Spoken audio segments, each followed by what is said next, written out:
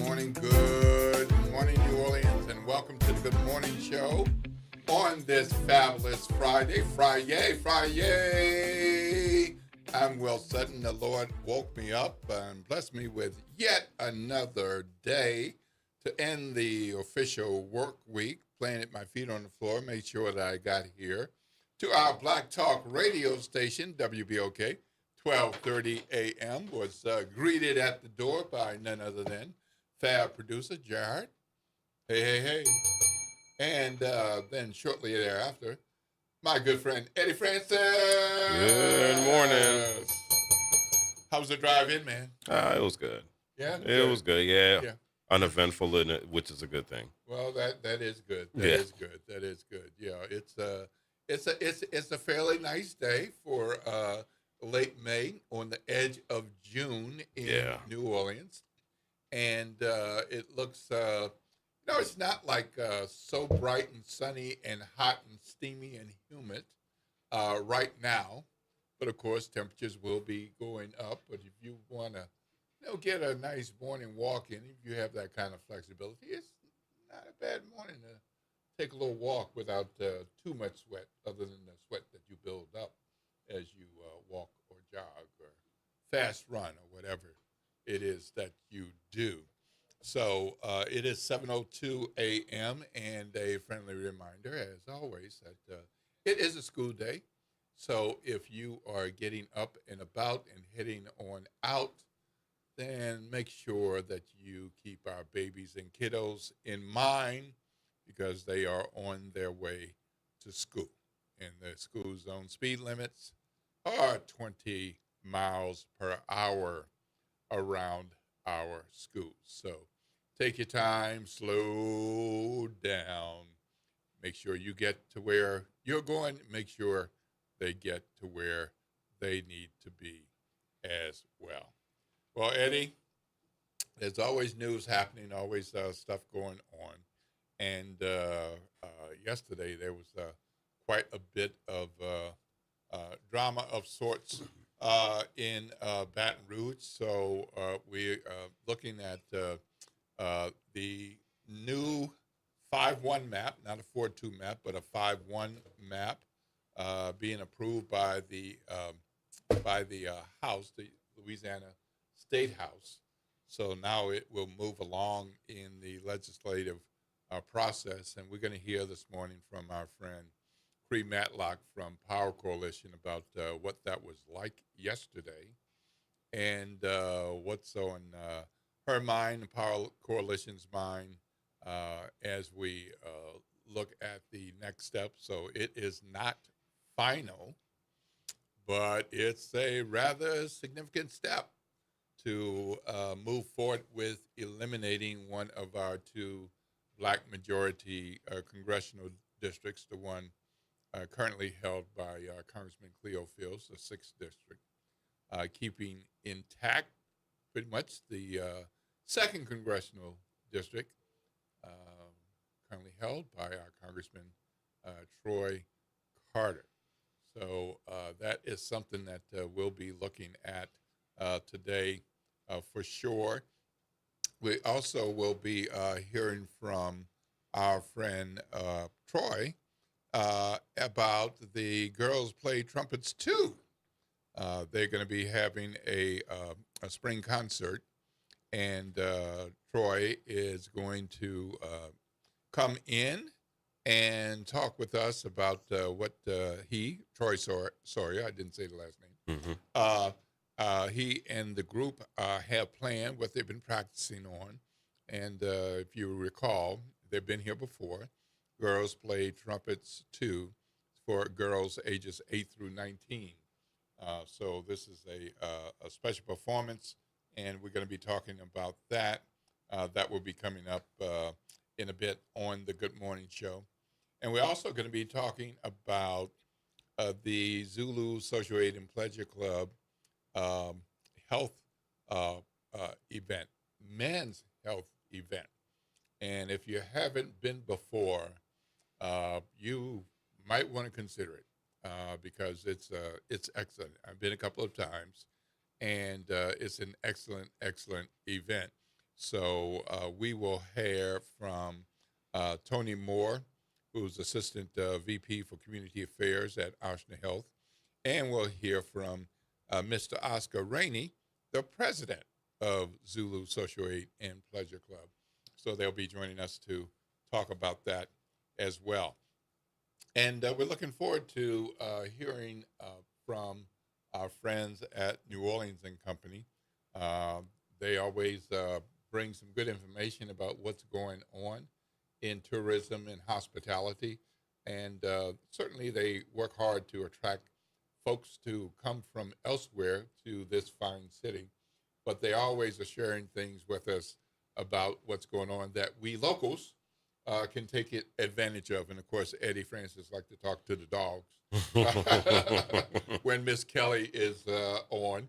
A friendly banter in the background from time to time, not every single time, from time to time.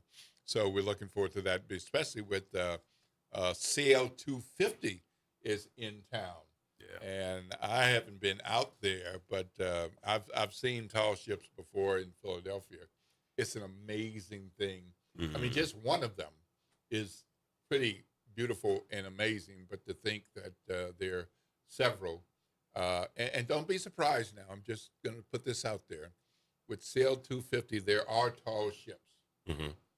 Then there are some others that they're medium ships. Okay. So, okay. I don't want everybody to say, well, wait a minute, they said tall ships. Well, it includes tall ships. Mm-hmm.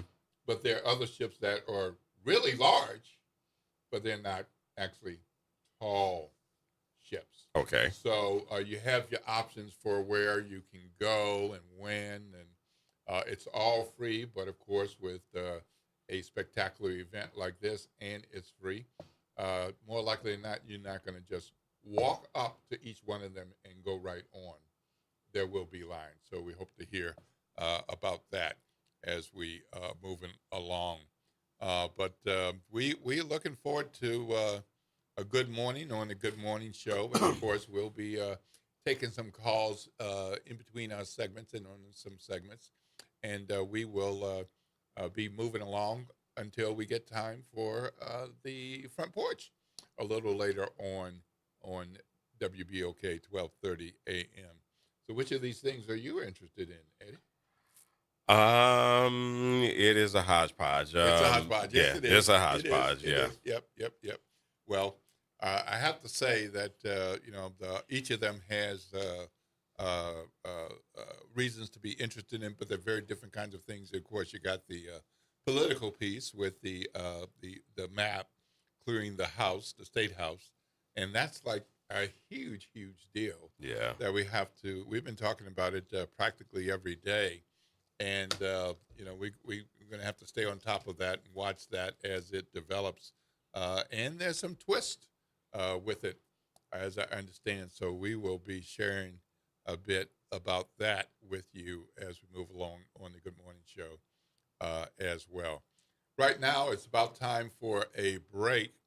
We're going to go ahead and do that. I'm Will Sutton here with Eddie Francis, and we're looking forward to spending a good morning show with you this morning. After we come back from the break, we'll be sharing more news and information with you. And we hope to hear from our friend Cree not too long from now. All right? This is WBOK and Eddie Francis. If somebody does want to join this conversation, what number do they call? 504-582-9422, 504-582-9422. All righty. This is WBOK 12:30 a.m. What New Orleans is talking about all day long.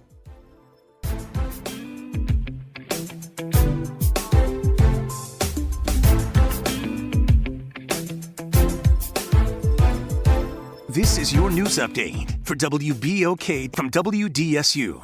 For all your news and weather, watch WDSU News, New Orleans' leader in live, local, late-breaking news. Today at noon and 4 p.m. Friday morning, I'm Daryl Forges with WDSU News, and here's your headlines. A new amended congressional map heads to the Senate today. The change made by House lawmakers Thursday could change representation for New Orleans voters. If that bill moves forward today, it'll be one step closer to the governor's desk. The Senate will vote today on the amended map. If they pass it, it goes to the governor's desk to be signed into law. And with the legislative session wrapping up June 1st, there are still several bills that need to be passed or debated. That includes final touches on the budget that totals over $50 billion. Also, lawmakers still need to hammer out how they'll find money to give teachers pay raises after voters rejected an amendment. The bill that would eliminate judges in New Orleans is also still up for debate. It would reduce some elected positions, and lawmakers say bring the parish more in line with the state. The former RTA CEO that resigned this week is now suing the organization. Lona Hankins alleges the RTA violated open meeting laws during a special board meeting at the beginning of the month. In this meeting, Hankins alleges the RTA met behind closed doors before reconvening in public to vote on 3 resolutions that would impact her job. Hankins is asking a judge to impose $3,500 in penalties against the RTA's board members, as well as declare the 3 resolutions null and void. I'm Daryl Fortress, and that's your headlines for WBOK. Have a great day. Hey everybody, it's Graylin Bryant Banks. And Kimber White Dupree. From the front porch, y'all. You know how we do. Every Monday is Moving Monday. And Tuesday is Trivia Tuesday. And y'all know we have nothing but bad cheering coming through here on Wednesday. But stick with us. On Thursday, we travel. That's right. And Friday's Free Your Mind Friday, so get your brass up. Something on your mind? Want to get it off your chest? Holla at your people. WBOK 1230 AM, the station you listen to. All day long. Good morning, wake up. The Good Morning Show. Good morning. On WBOK.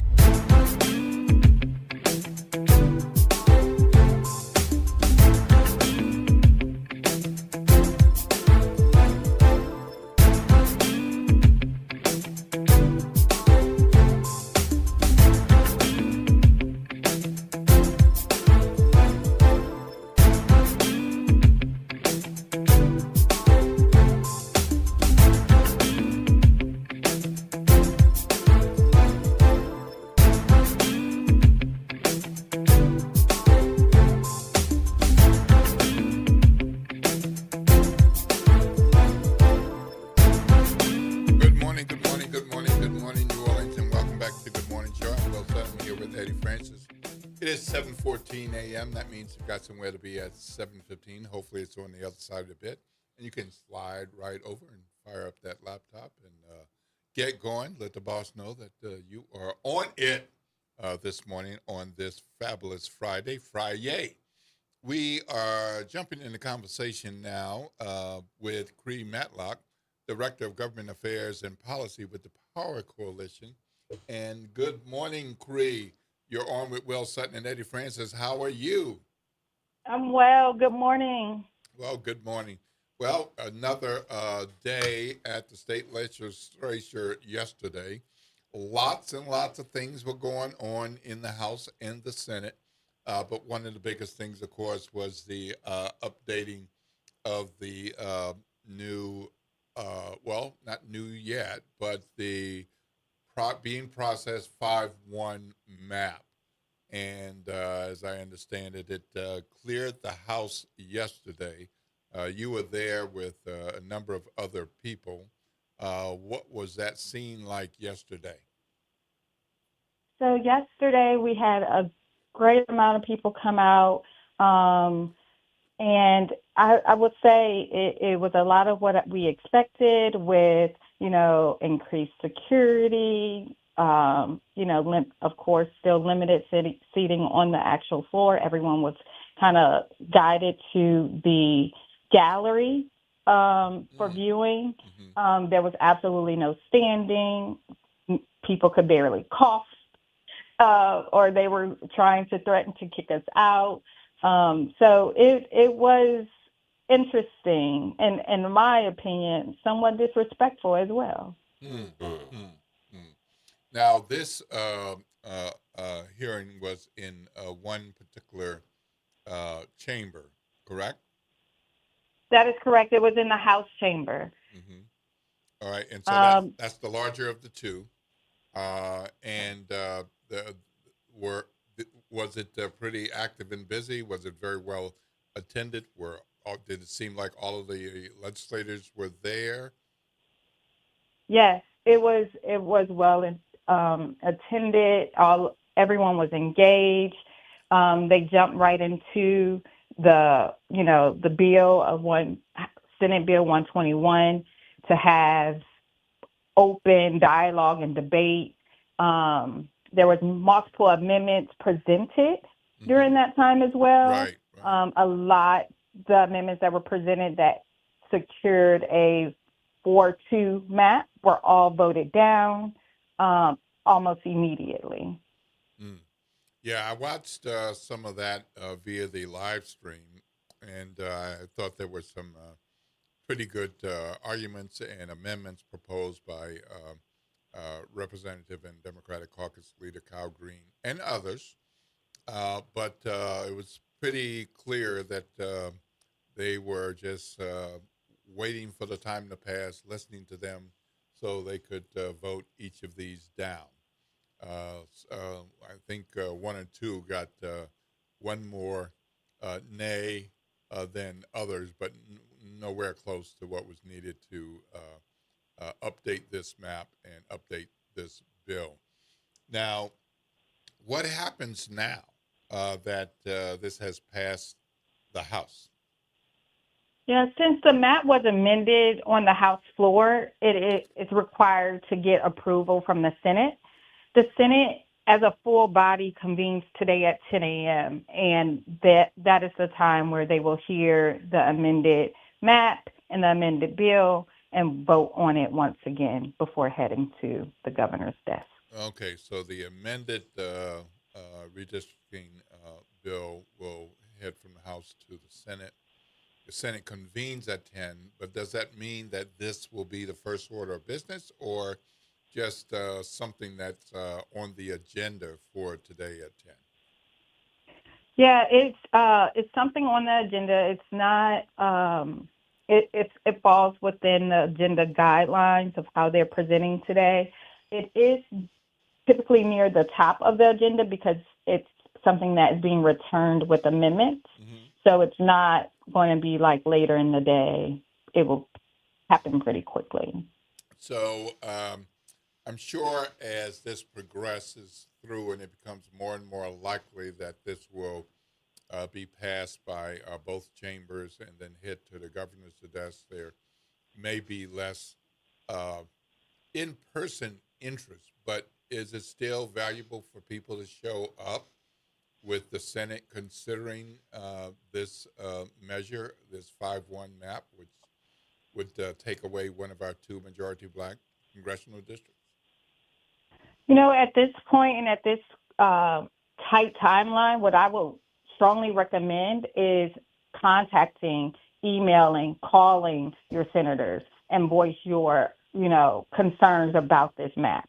I think that is more powerful with this short timeline that we have, and that people do not have to interrupt their days. So I just encourage people to reach out to their senators and let them know. Okay. And meanwhile, there's legal challenges. So how does that work? I mean, we got the Louisiana legislature moving this through the different committee hearings and into the House yesterday, and they passed it. It goes to the Senate today, and they'll likely pass it, and then it'll be heading to the governor. I guess he'll sign it whenever he wants to sign it, but he said that he will. But meanwhile, there are legal challenges. So how does that impact this process? Yeah, so this map is, going into effect. It's going to affect the midterm elections, right? So when things go into the courts, it's not immediate. Like the filing, it can be immediate, but the actual ruling sometimes takes years. So I will be honest, I do not think that a lawsuit can change the trajectory of what's happening for this upcoming midterm election. However, it can change the trajectory of a future map soon. Okay. So this map could last up, for decades. So we we can have a map that is changed, that is to our liking in the future. It just will not be for this year's midterm election. Ooh, boy. Well, that's gravely disappointing. I know the congressional elections were postponed by the governor, causing a lot of confusion for the May 16th election. So, as I'm understanding from you, that the redrawn map will be what is used for this year's congressional elections, and then it'll be a matter of things going through the court system and seeing if that map can be changed. I find it interesting that one of the new twists is that I think they call themselves non-black plaintiffs, the white voters who filed the lawsuit. Calais. Yes. They filed their own lawsuit about the 5-1 map. Yes, because ultimately they prefer a 6-0 map. That is correct. Well, that is correct. How about that? So they're not done. They think this is too much black representation, I guess. And it's crazy. It is crazy. And it's crazy that we can keep saying this is not about race, but yet it shows up just in that way. Well, they just filed this new lawsuit a day or two ago, and they're alleging that the legislature's newly redrawn map, still in process, with one Democratic-leaning or favorable district, continues to unlawfully sort voters based on race. And they say there should be no role of race at all. I don't know how we can look at congressional maps, or for that matter, any other map, and see all white people and think that has nothing to do with race. Just as, how would they feel if it was all black people? And that wouldn't have anything to do with race. Yeah, it does. Absolutely. At least that's my view. Yeah. Oh my. Well, Cree, you have enlightened us again. Thank you for your update about yesterday. And you're encouraging people to call their senators to voice their concerns. We'll be watching to see what the Senate does today. And assuming the Senate passes this, is there any other step before going to the governor? No, there's just procedural things, but there's no real other steps before going to the governor's desk. Okay. All right. Well, we'll be watching that. And, of course, the legislature is scheduled to end at 6 p.m. on Monday, but I guess they have the option to extend and stay if they choose. Mm-hmm. But I'm sure they're getting to the point of exhaustion from these long days. But still a lot of business to do, a lot of things worth watching.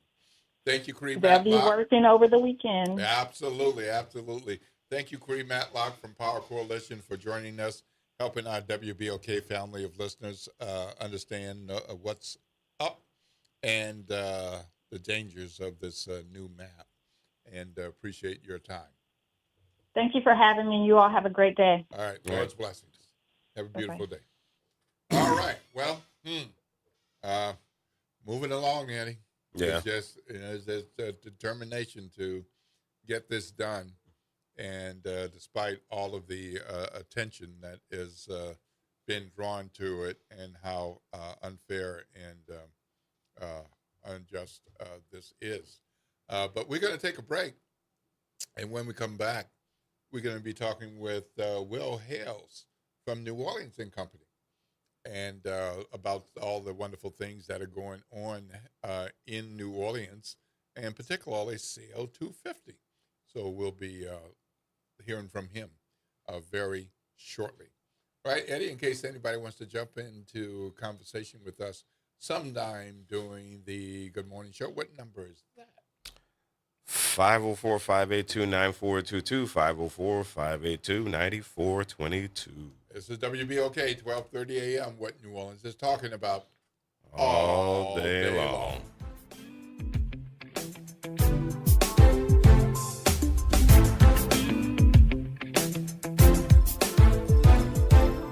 New Orleans never sleeps, and neither does WBOK. Now, every voice, every moment, and every show is in your pocket. Search WBOK Media wherever you get podcasts. Download, share, rate us 5 stars. Because when you support us, you amplify Black voices and the New Orleans culture. City Park is where to go when you don't know where to go. Turn towards the city center and start walking. Before long, you'll end up where you belong, at the heart of the city, New Orleans City Park. Stroll along the reeded marsh, wander through the sculpture garden, rest and recharge beneath ancient oak trees. This is where your spirit goes to grow. It's in our nature to yearn for nature. NewOrleansCityPark.org, heart of the city. This is the Bloomberg Black Business Beat. As BET's co-founder, Sheila Johnson has a ton of experience in media, but a lot's changed since she first got the Black-focused entertainment cable network off the ground. Johnson spoke to Bloomberg about the state of media and what Black audiences might be seeking out now. I just think that the landscape and the racial landscape of what African Americans are watching is changing. And I just think that we have got such a broad perspective of people out there that want something different, especially this younger generation. So we need to reevaluate what are the goals of Black media and what are the answers? What is it out there that we need to answer? According to Nielsen, just over 50% of Black viewers feel there isn't enough content on TV from people of their identity group. I'm Bloomberg's Justin Milliner on the Black Business Beat. Lowe's has the brands pros trust to get the job done. You can now shop new Catalyst fencing solutions and save big when you do. 10% off when you buy in bulk. Plus, save $180 on a DeWalt 12-inch dual bevel sliding compound miter saw. Now just $449. Our best lineup is here at Lowe's. Valid through 5/6 while supplies last. Selection varies by location.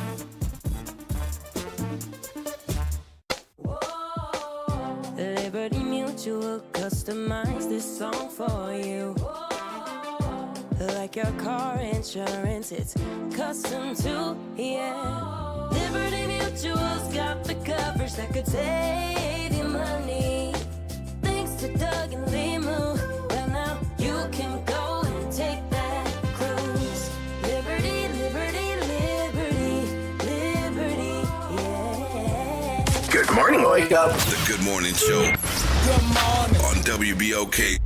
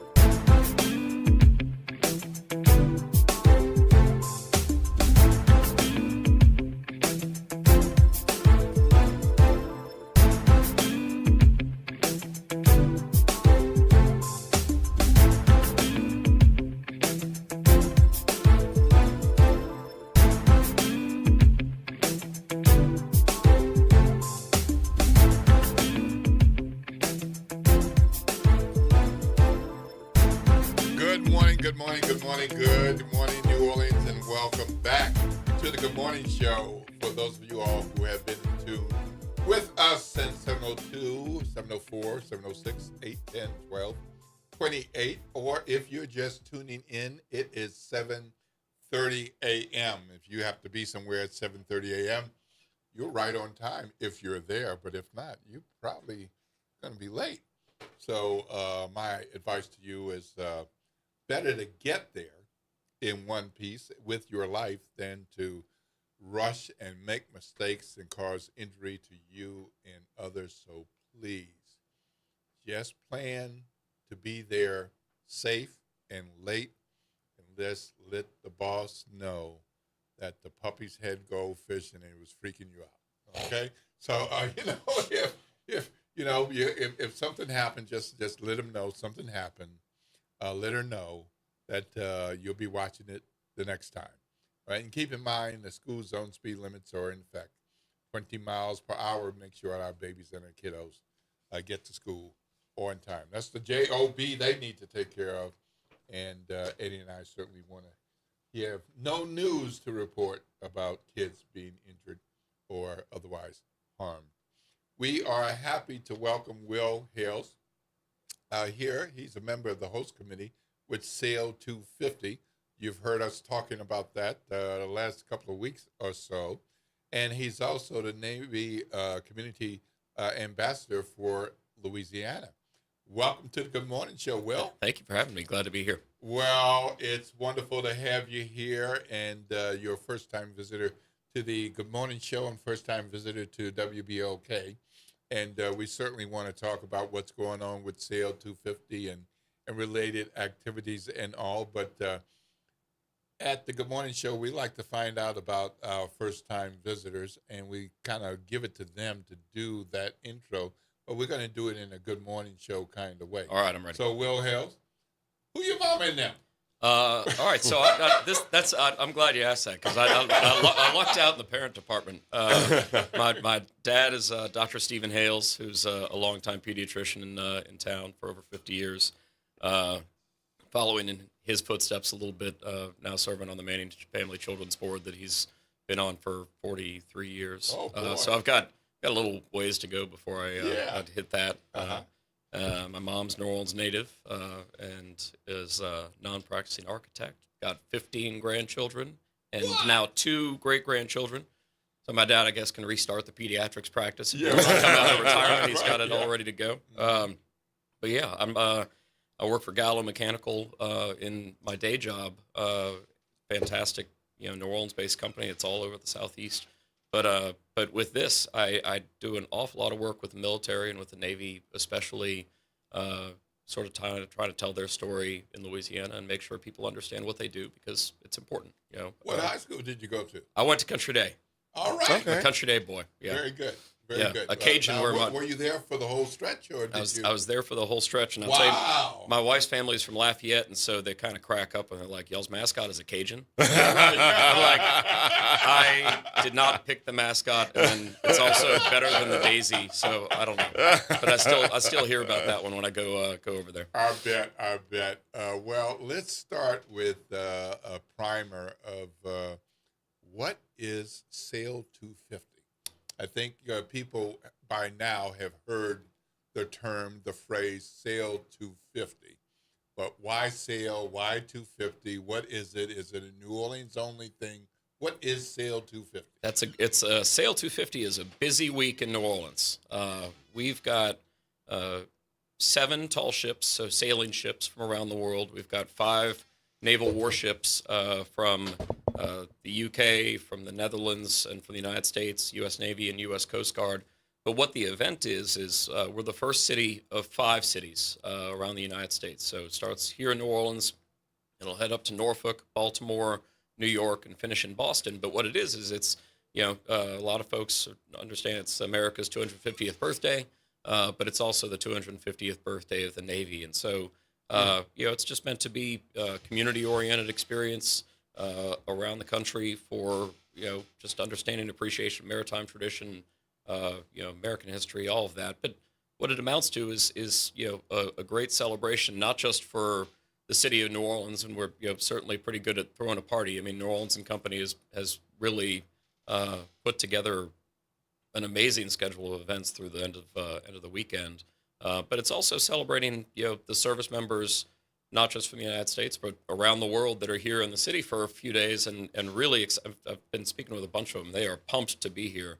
I bet they are. Yeah. So no offense to no. Norfolk and Baltimore and Boston. No. Not hey, New Orleans. Not throwing any shade, but right. We had a couple people from the Boston and New York committee in town for the opening reception last night, and we're like, listen, we're going to throw that gauntlet down. We'll see what you can do, but yeah, right. But yeah, so they're all excited to be here, and the USO has done an awful lot to help have a lot of activities for the service members in town too. All right. Well, I had the opportunity some years ago to see tall ships in Philadelphia. And it is a spectacular and beautiful opportunity. I can imagine that the men and women who work the ships have gotten used to it over time and all. But if you're not used to seeing that, and if you're a lower nine boy like me, and the ship you see is really a tugboat and a barge, and and then you see this magnificent set of sails, and it's actually like a huge sailboat. So I'll tell you, that's a good opportunity to note that. I mean, for the next couple of days through Sunday, there's free tours of pretty much all of these ships. So from Crescent City Connection at Julia Street and Thalia Street wharves down to the Bywater, you've got all these ships, and they're open for free public tours. Like you said, these are working vessels, so wear closed-toed shoes, and sandals might not be the right fit on this one. They're ladders, and so if you're kind of differently able, you got to consider that. But it's really pretty special to have this range of really old vessels. I mean, U.S. Coast Guard Eagle is our training vessel, but it's a sailing ship that goes back a ways, ranging to some of the newest warships in the U.S. Navy. So it's pretty neat to be able to see all of it. What some people may not realize is that New Orleans has a distinguished history when it comes to the military. And a lot of folks don't even realize that a visit to the World War II Museum will tell you just how important New Orleans is to the military, especially to World War II. And so talk a little bit about that connection that people may not realize that New Orleans has to the military, and why an event like this is indeed something that is special to New Orleans. Yeah, no, it's absolutely right. So the entire reason the World War II Museum is in New Orleans is Higgins Industries. Andrew Higgins built the Higgins boat, which Eisenhower was responsible for winning World War II. We built a whole lot of them. There's these pictures of Higgins boats, lining Bayou St. John and next to City Park during the war, getting ready to go ship out and bring young men to some of the most notable battles of that war. And when we were talking before, it's really exciting that Louisiana is in a place where we've still got a very strong maritime presence, and we've got innovative companies, Saronic and Blue Water Autonomy and Conrad Shipyards, that are kind of building the next generation of the Higgins boats that hopefully we don't need, but we want to maintain a place where most Americans are used to being in a pretty strong position, and certainly there's a lot going on in the world. But the Navy is important to that, and our maritime industry is important to that. Mississippi River is a really, really, unique and special asset for the country, and river and port in New Orleans is why Sail 250 is kicking off here. Yeah. Well, I've seen some video and pictures and social media posts from folks who have been over already, and they're quite excited about what they've had a chance to see. A number of them, it's the first time they've seen a tall ship, and it's an incredible opportunity. It is free, but when you say free, that often can say lots of people. So what if someone's listening to the Good Morning Show right now and they say, I think I want to check it out. What should they anticipate if they decide to go out and see the tall ships and the other ships? What should they anticipate, and what's your advice and counsel if they're just starting to think about it now, if they wanted to go out today or this weekend? So the really nice thing about the location and the riverfront generally is that you can just go out to Waldenberg Park and just wander around and see, and just seeing all these things, not even going on a tour, is really spectacular. And if you want to go on one of the tours, the nice thing is we've got a bunch of these vessels, so folks will spread out, and you can kind of go with whatever has the least line. But I would check the Sail 250 website. I think it's sail250neworleans.com, which will have sort of a full schedule of events, because it's not just ship tours, right? I mean, on Sunday, we are having a full-on World Cup-style soccer tournament uptown at the Fly, amongst teams from all of the ships pitted against each other. This was the Navy's idea, and so Carrollton is helping out. Audubon Institute is helping out. Manning Family Children's is helping out. But we're going to have a small Navy SEAL patrol boat out there on display. We'll have a bunch of military vehicles to check out. A military working dog display, which I do not want to be the whatever the test dummy for that. And the Marine mounted color guard will be out there. So we'll have a huge range of activities all throughout the rest of the weekend, capped off with the blessing of the fleet Monday morning at 8 o'clock in the morning. So I thought you were going to say the SEALs were going to referee the tournament. Yeah, right. So we had actually, I'll tell you, we had talked about them jumping out of an aircraft and parachuting down and bringing the trophies for the tournament. They're not going to referee. The New Orleans Jesters players are going to referee, which is good. The SEALs are going to be in their full kit, and they're going to bring the trophies up. So that's no pretty cool. jumping out of the aircraft, but you'll get to hang out with the SEAls if you're over there for it. Oh, man. So I heard you, but I want to emphasize what I think I heard.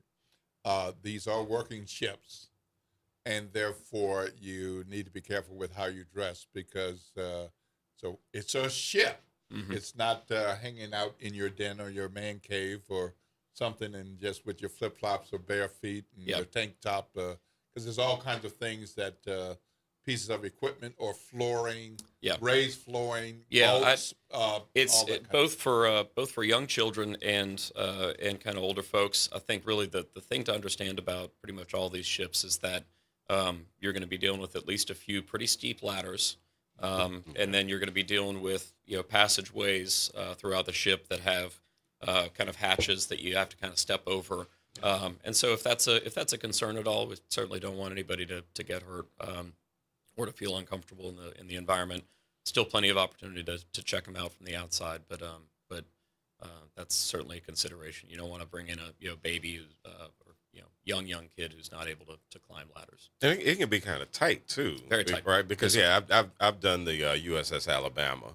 Right. And when I did the Alabama, I was like, "Whoa, okay." And I tried to go as far up as I could, and I didn't realize how much tighter it would get the farther you would go up. I tell you, and some of these are large. I had the opportunity to go spend a night on an aircraft carrier, one of our big aircraft carriers, and it's probably something like 25 flights of stairs if you're going from the very bottom to the top of the bridge.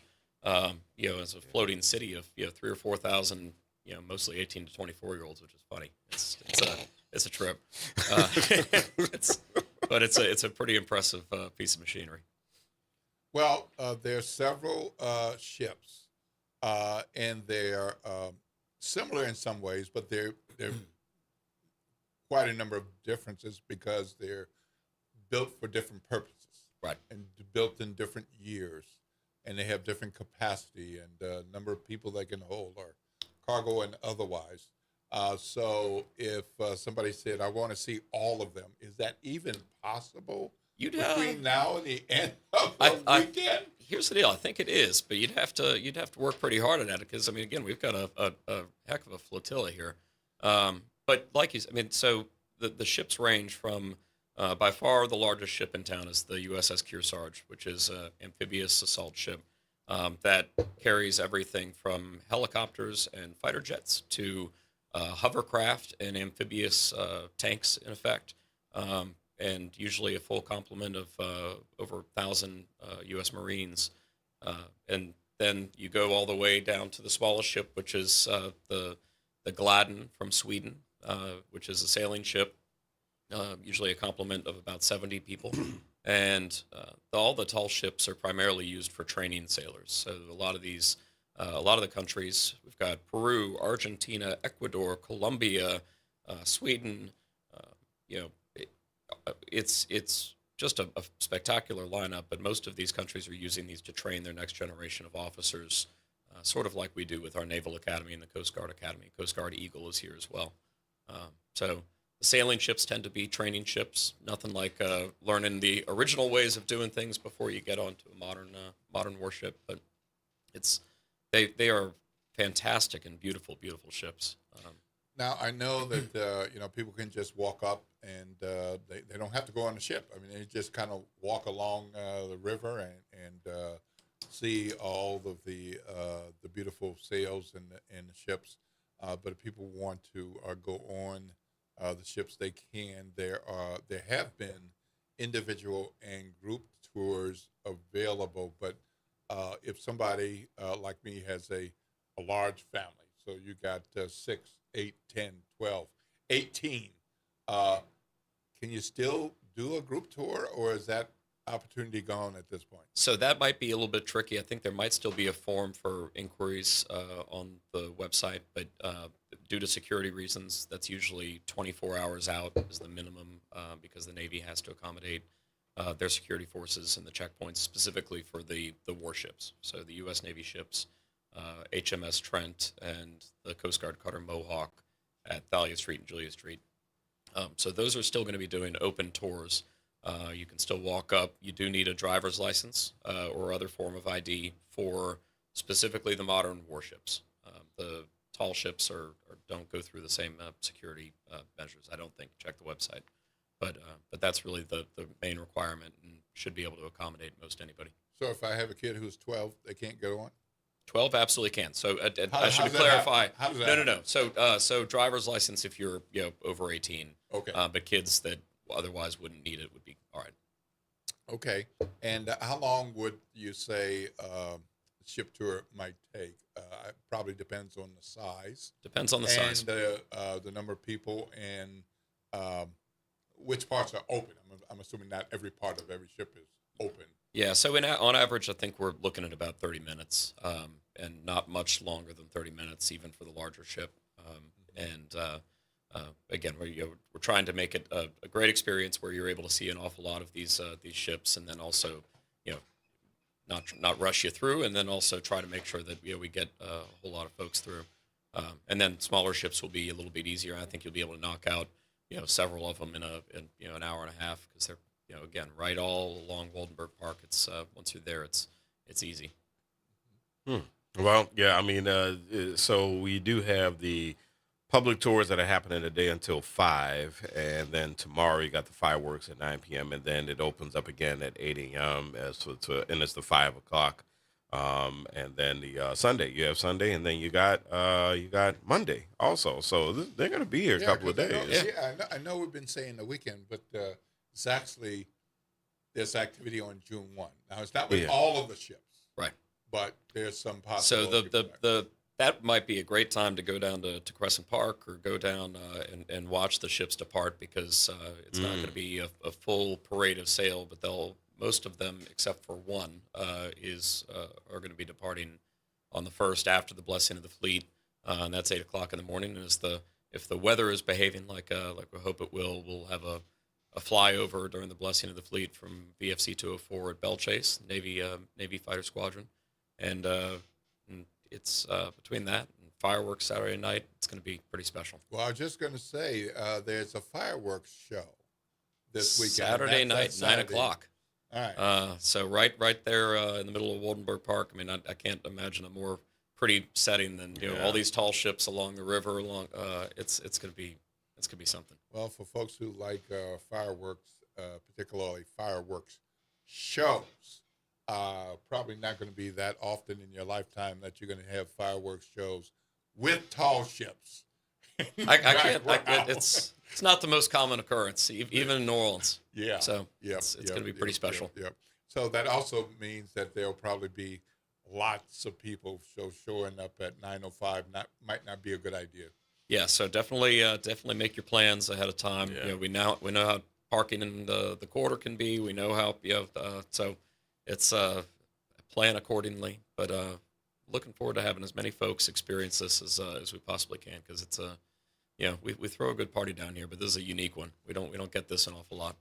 Well, there's lots of restaurants, eateries, and drinkeries walking distance from the park, but I believe there's some vendors or something over there during this special weekend. Yeah, there's stuff. Audubon Nature Institute has been terrific in kind of helping make sure that there's everything from that to making sure Auctioner, one of our partners, is out there with a healthcare tent just to make sure if anybody has any issues they're taken care of. We've got And then Banning Family Children's will be out at the soccer tournament on Sunday. So we've got great community partners. And it's worth noting that we've got, between New Orleans and Company and the convention center, Mayor Moreno has been fantastic. But we've gotten so much support from the community on this. This isn't taxpayer dollars putting on this, massive party. This is, maritime companies, T. Parker Host, giving their time, energy, money, talents to help make sure these ships are well taken care of. So it's been fantastic, and we're excited to have everybody enjoy it. Well, we're going to need to take a break, Will, but don't go anywhere, because we got some more questions and more information to share about Sail 250 here in New Orleans through the weekend and on into June 1. So let's find out some more about what's happening with Sail 250 right here on the Good Morning Show. And don't forget, we've got more coming up this morning. Well, we're going to hear from Zulu and Oshner about a special men's health event that is coming up this weekend. And we're going to hear from Troy Sawyer and about Girls Play Trumpet too. We're going to hear from them as well. So, Eddie, there will be a chance for folks to call in now and then between the end of now and the end of the show. What's that phone number? 504-582-9422, 504-582-9422. All righty. This is WBOK 1230 a.m. What New Orleans is talking about all day long.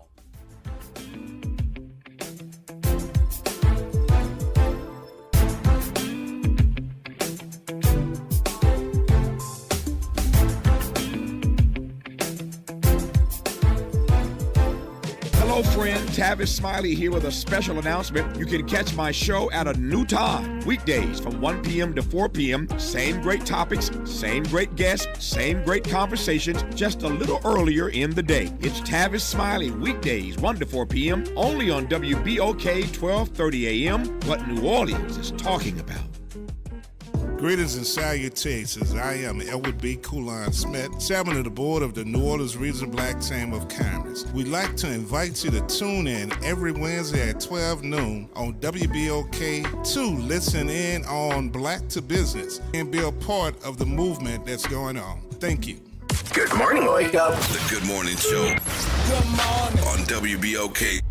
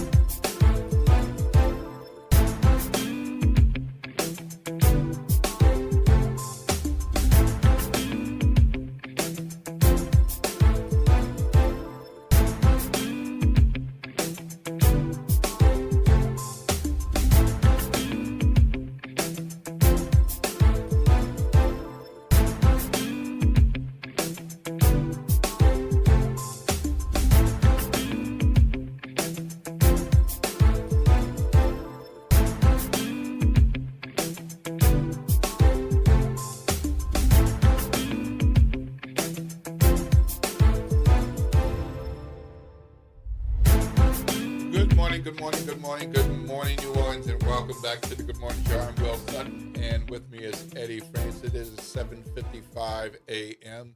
In a short few minutes, it's going to be 8 o'clock, so if you got somewhere to be at 8, you might want to be 5 minutes away or less if you got to park and walk up some stairs. And so you can be in place and be on time and ready to rock and roll. Don't forget, it's a school day. So the speed limit around the schools is 20 miles per hour. Shout out to our assistant principals on transportation duty this morning. Thank you for the work that you do. All right, well, Hales, we are back with the Good Morning Show talking about Sail 250 and fabulous ships to take free tours and fireworks on Saturday night. But who are these people in the Navy? Who are these people on these tall ships? Do we have any black folks or North Americans, South Americans, Europeans? You have these ships from other places. I mean, what's kind of some of the demographics of what we're looking at? Yeah, no, for sure. And I'll start with the U.S. Navy and the Coast Guard and the Marines. And I think, having been fortunate to spend an awful lot of time with the military in various ways over the last 10 or 15 years, one thing that always strikes me when I'm spending time with sailors is that it is a whole lot more representative of our nation than maybe some folks think or maybe I might have thought, right? I mean, you've got, men and women doing all the jobs across the board. You've got, black folks, Asian folks, white folks. You've got Democrats, you've got Republicans. And, and I think especially when you look at where we are in our nation today, and I think it's fair to say there's plenty of tension and plenty of disagreement about direction, about policy, and all that sort of stuff. I actually really do think that some of the reason that I spend a lot of time with the military is I appreciate that it is a really solid cross-section of our nation, and that regardless of their belief system or their orientation and all that sort of stuff, get outside the noise of what you hear, even with goings on with foreign policy and things like that. But the guys and gals on the ground or in the ships doing the work really believe in the country, really believe in their own belief system, but work together day in, day out. So I will say that's my preaching for the day on kind of this is a nice American unity sort of thing. So when you see sailors and Marines and Coast Guardsmen out in town over the next few days, because remember, this isn't just a party for us to go see the ships. It's they're pretty excited to come see us. Make sure you thank them and ask them questions. They're excited to be here. But we also have hundreds of sailors from around the world. We've got both tall ships from Europe and warships, Netherlands, Great Britain, and Sweden. But most of the ships are actually from South America, which is super exciting. We've got going to really make sure I got to rattle this off right. But Uruguay, Colombia, Ecuador, Peru. Why am I still? Man, Argentina. Will, I need to Argentina. Argentina. Man, the Argentinians I'm going to be hearing from the Argentinians later on. Yeah. But it's fantastic because I've been talking to a lot of these folks over the last few days as they've gotten in, and not only are they also excited to be here, but they feel real connection with the United States. And again, I think it's a special thing to be talking to all these partners from around the world that are legitimately feel a connection in the Americas, are excited to be here. It's not exactly a hardship posting to come to New Orleans for a few days and maybe enjoy the city. Yeah. But it's exciting to have those conversations, not just with our own sailors and Marines, but with the folks visiting from around the world. So that means we're likely to hear some English, some Spanish, some Portuguese, and other languages. We're getting it all, South Will. America. Yeah, it's going to be fantastic. And they're all trash talking all over about the World Cup soccer tournament on Sunday. I'm like, this might be a little bit more competitive than I was. Like, I might be worried about. Like, we don't want to get anybody getting hurt, but So it's gonna be pretty good. Yeah. All right. Well, we gotta wrap up this segment. I know you got other things to do. In closing out, people can go to sail250neworleans.com and find out more information. But Will, I got one really big final question for you. What you got? Which of the ships is your favorite? Oh man, I gotta say Kearsarge.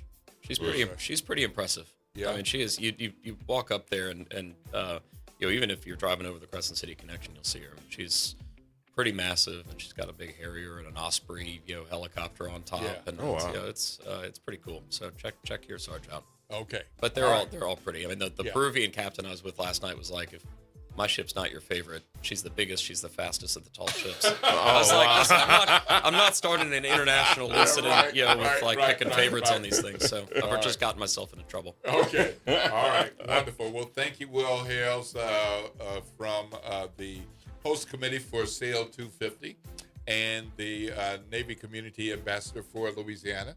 Appreciate your joining us live and in person for this live and in person opportunity with Sail 50 through the weekend and on into June 1. I'm Will Sutton, and with me is Eddie Francis. When we come back, we'll have more news and information, but right away we're going to be talking about the Zulu and Ochsner Men's Health Event coming up right after the break.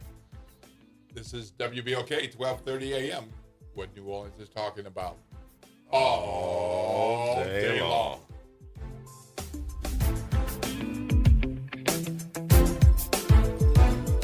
WBOK New Orleans, home of the Good Morning Show, 7 to 9 a.m. weekdays. I'm Bree Wood with BIN News Now. Former First Lady Dr. Jill Biden says she feared her husband was having a stroke during his pivotal 2024 debate performance. Making sure that we're able to make every single solitary person eligible for what I've been able to do with the COVID. In a new interview with CBS News, she recalled being frightened as then President Joe Biden struggled through the event.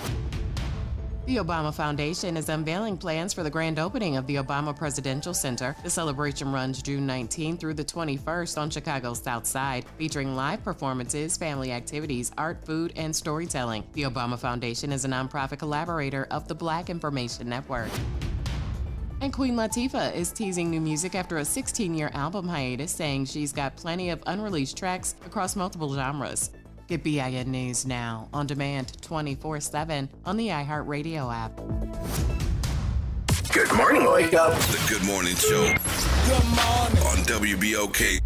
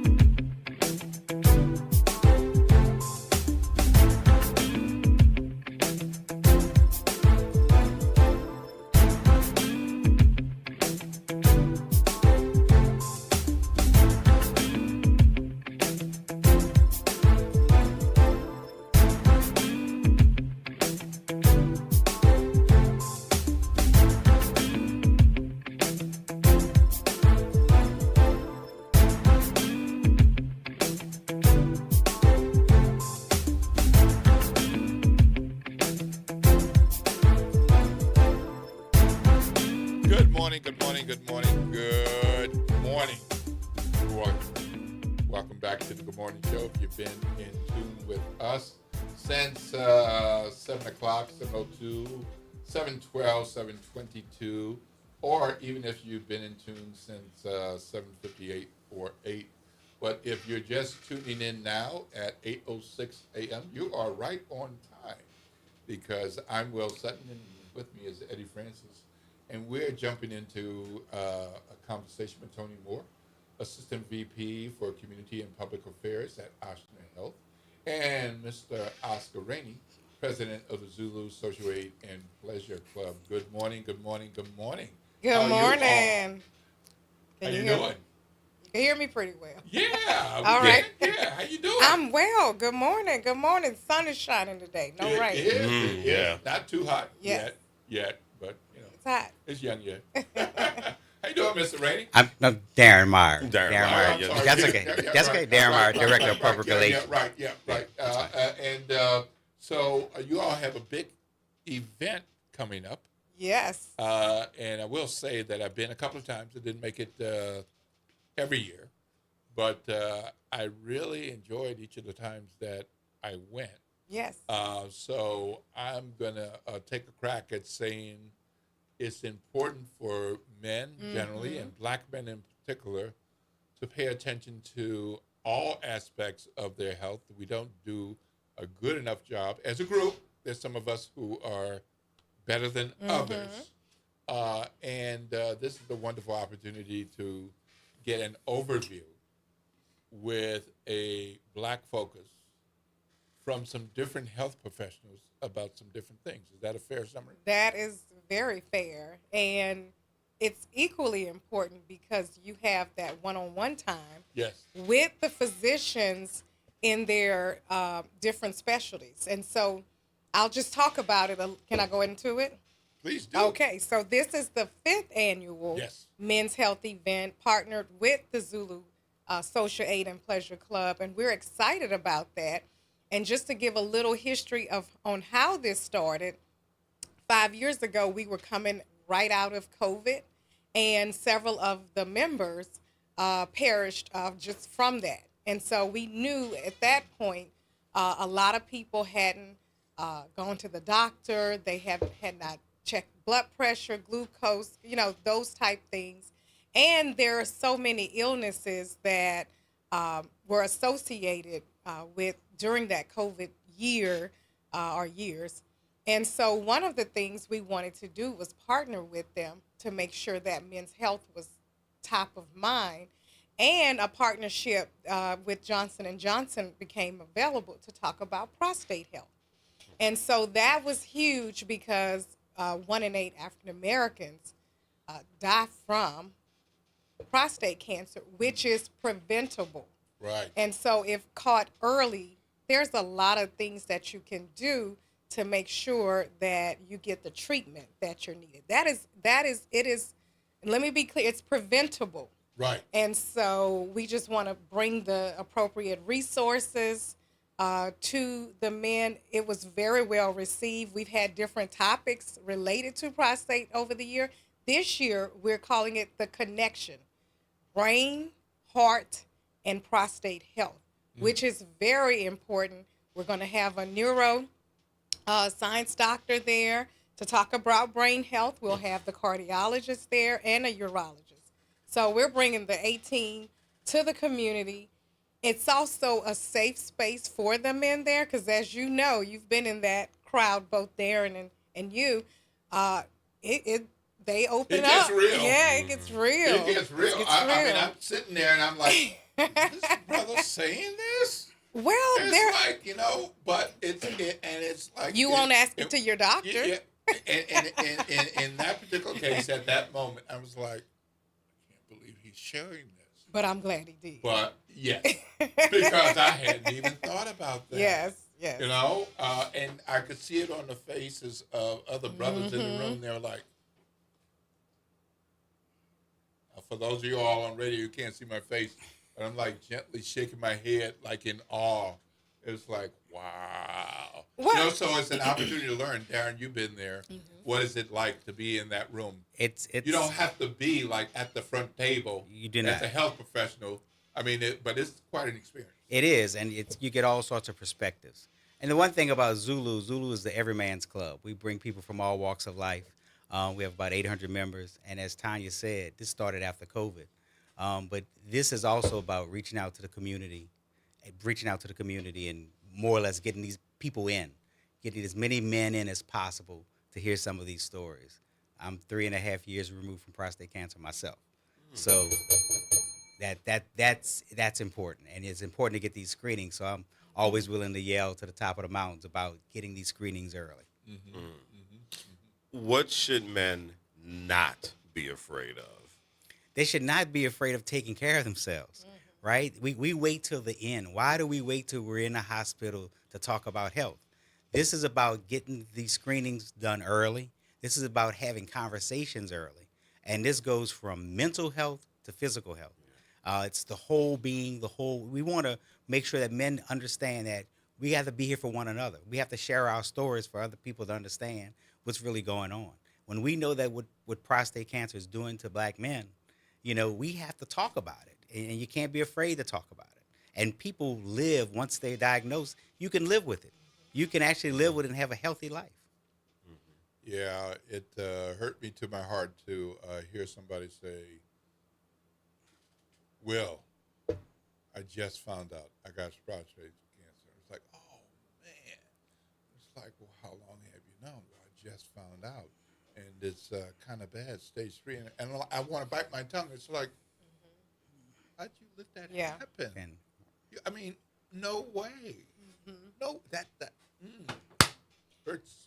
And that's part of, this whole event, right? So we have screenings. We do all types of screenings. We provide PSAs at no cost. That's the prostate screening antigen for prostate. So I know there's a lot of stigma about how to get screened. That is one of the ways. Let me be clear, one. And that's through a blood draw that we do on site.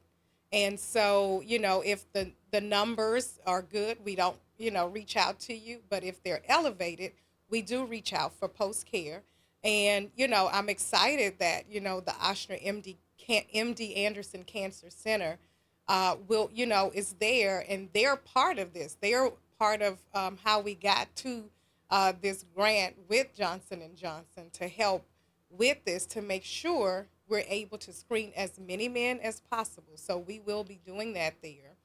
And not only that, we are, the members actually tell us kind of like what they want to talk about.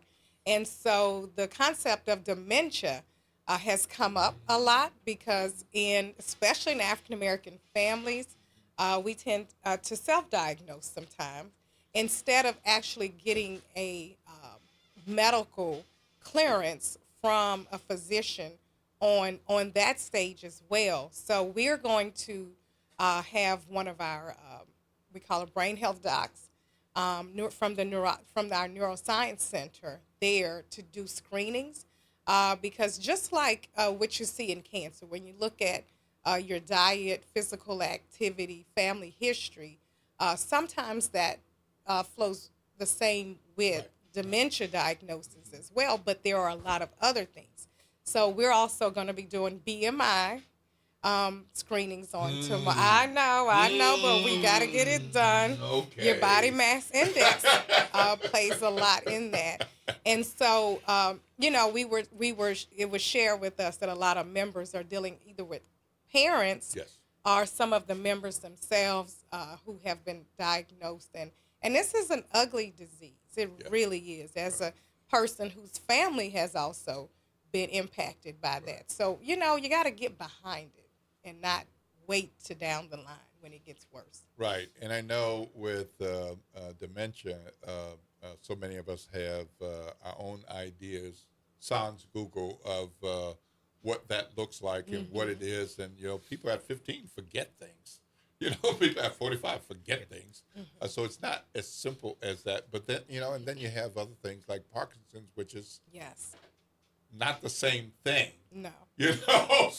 So then there's ends up being confusion about, well, what is this? And so wonderful opportunity to hear from the experts about what is and what isn't. And is it okay if I forget my keys? Yeah. That kind of thing. I will say that one of the nice things in that space is that this is a program you can go to and sit in a chair and pay attention.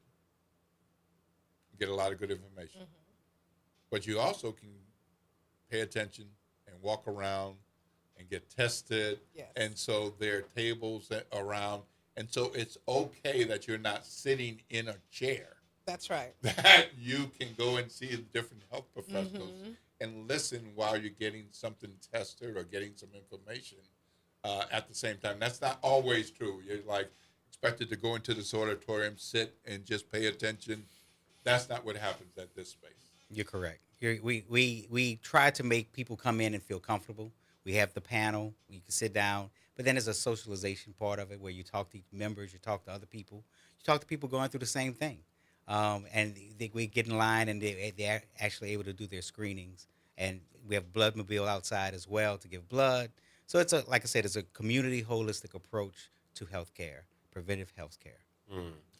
How do you address the general mistrust that a lot of us tend to have with the medical community?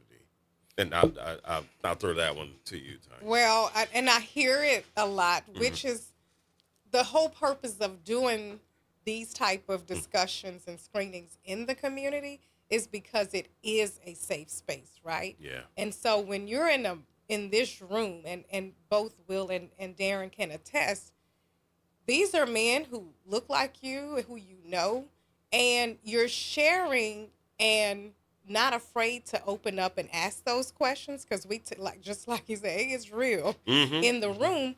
But you also have the experts there to talk to you about that. And so one of the things that I've heard from our doctors, because trust, there is a line of doctors who wants to go out and do community work, is that they learn more from the patients and the community on things, the myths behind why they don't want. So yes, we've heard that, the mistrust, the, not wanting to, not asking appropriate questions. And sometimes you really need a person to go along with you to the doctor so you can write down the notes. I know that's something I'm practicing with my parents as having aging parents as well, because sometimes when you hear, oh, you have kidney disease or you have prostate cancer, once that cancer or disease word come out, you don't hear anything else. Yeah.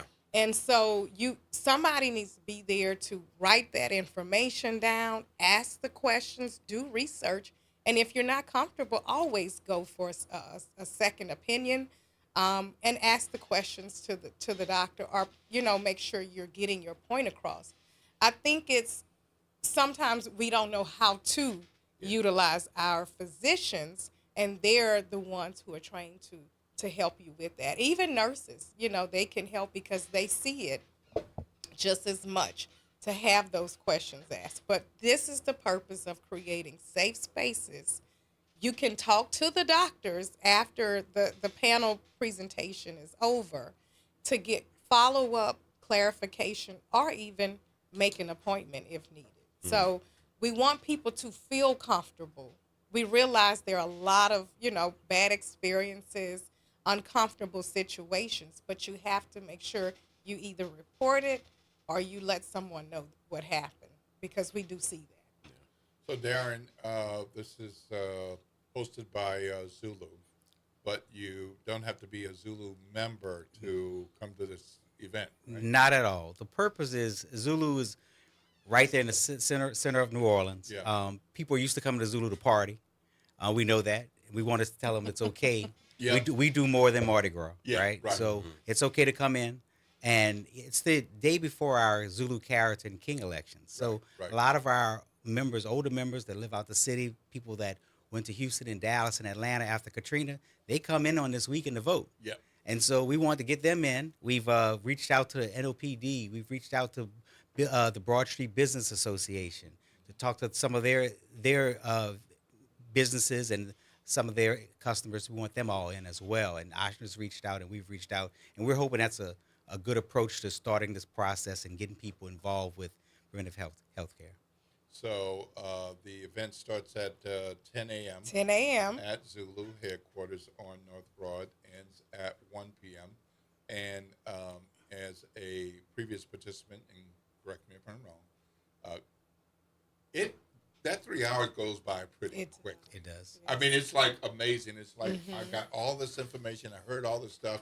I visited these 4 or 5 tables. I got this. I got this to follow up on. And all of a sudden, 3 hours are gone. But if you only have 50 or 60 minutes, it's okay to come in for that part of whatever because you'll get a lot of good information. Yeah. And we want people to come and hear the panel component Yeah. because this is the first time we've actually done the connection Right. with brain, heart, Yes. and prostate health. So it's going to be a lot of great information, and we're going to have a special presentation to Zulu. They, asked about an AED machine, a defibrillator. Oh, yeah. And so we're actually going to have our top doc of emergency medicine come in and demonstrate that, and we're going to donate an AED to Zulu because it's important Yeah. if you have an event, because you have Zulu has a lot of Lots events. And if someone They passes have out, unplanned events. yeah, It's like, unplanned. here's a member, here's a member, 10 members, 15 members. Oh, so-and-so's over there. Okay, we got 25. Yeah. You're right. All of a sudden, it's an event. Yes. And just like church and other events, we know people come to events and they're Yeah. not the healthiest. Right. And so we need to also learn how to save lives. So CPR and having the appropriate machines and devices will help with that too. So that's going to be fun. So Yeah, that's really important. I'm glad to hear that because they're not that difficult to operate if you know what you're doing. I have one in the car. Yeah. Can I practice on you? Yeah, right. but you do have to know what you're Yes, doing. you do. know, I You mean, do. If you've You never don't seen just it pull it before, out. you It's just not go TV. opening, It's you not know, TV. Like, no, not an emergency. But you mentioned the panel, which you're going to be moderating. Yes. And you got some good folks on the panel. Yes. So we have our neurologist, Dr. Bridget Baggart, who is, top of the game around brain health. And so she even developed a screening tool.